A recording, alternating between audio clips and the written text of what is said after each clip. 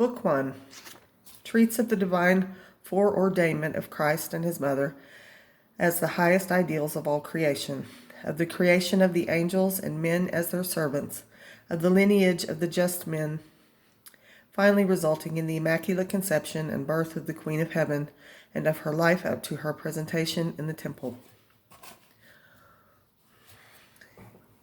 Chapter 1 Concerning two special visions vouchsafed to my soul by the Lord, and concerning other enlightenments and mysteries, which compelled me to withdraw from earthly things, and raised my spirit to dwell above the earth.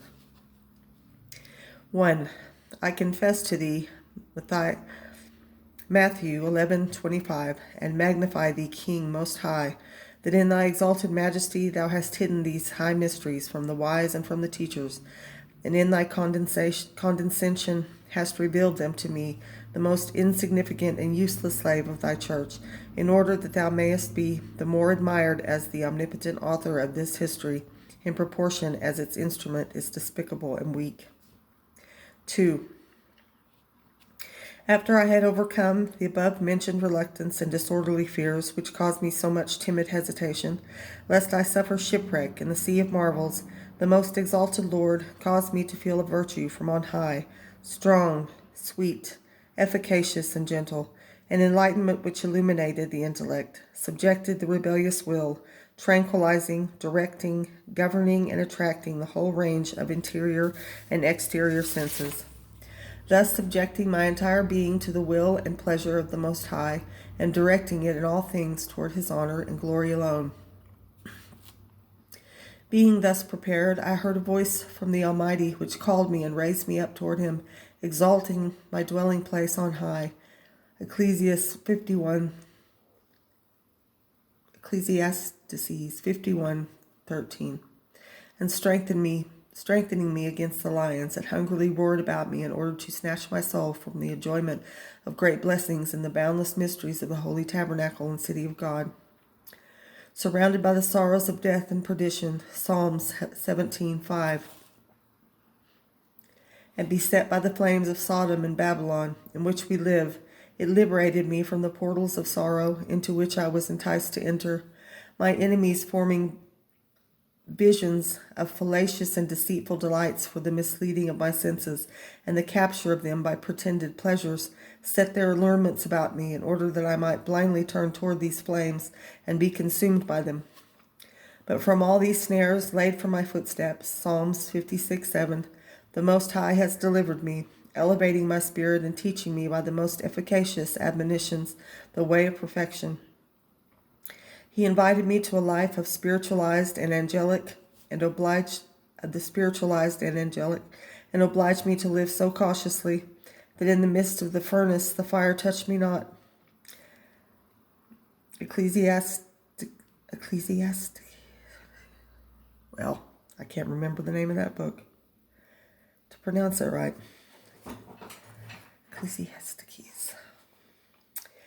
51:6. He often liberated me from the impure tongue when it sought to communicate to me its earthly fables. Psalms 118:85.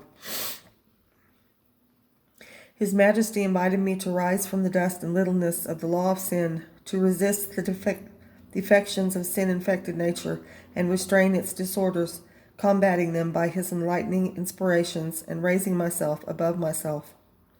Lamentations 3:28. He called me repeatedly, sometimes by the power of his omnipotence, sometimes with the correction of a father, and at others with the love of a spouse, saying, Arise, my dove, creation of my hands, make haste and come to me. Canticle 2:10. Who am the light and the way. John 8:12. He that follows me walks not in darkness.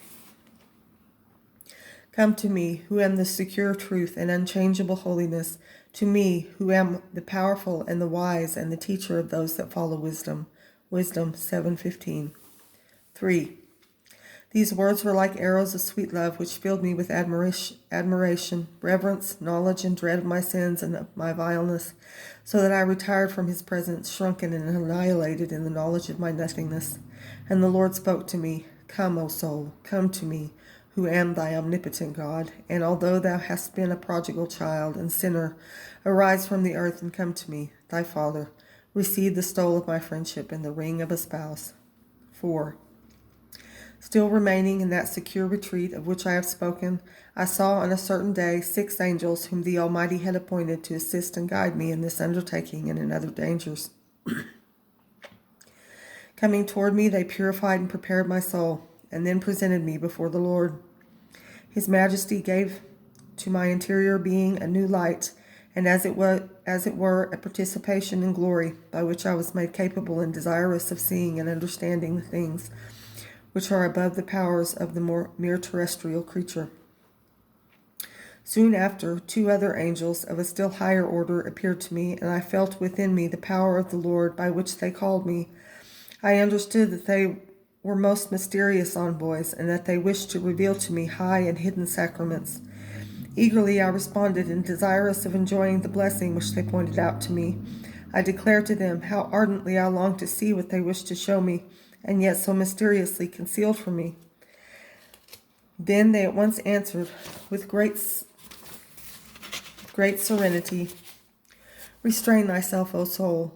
I turned to the great princes of heaven and said, "Princes of the Almighty and messengers of the great King, why do you now detain me contrary to my will, and why do you defer my joy and my delight after you have called me?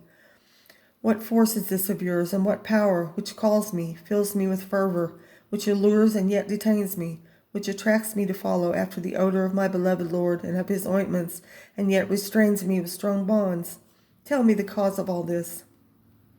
They answered, "Because in order to be instructed in all these mysteries, thou must needs, O soul, come with bare feet and despoiled of all thy desires and passions, for these mysteries do not accommodate or lend themselves to disordered inclinations.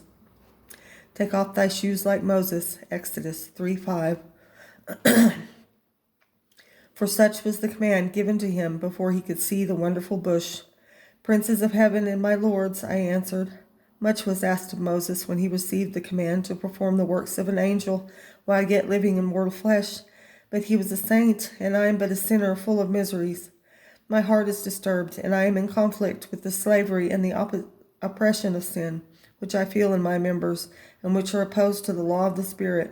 Romans 7:23. To which they rejoined, "Soul, it would indeed be for thee a most difficult enterprise if thou hadst to execute it merely with thy own power.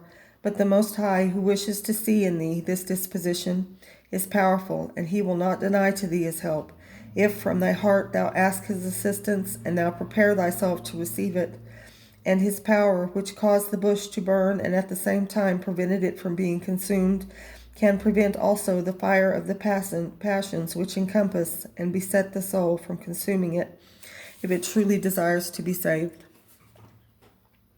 His Majesty asks for that which he desires, and can execute what he asks.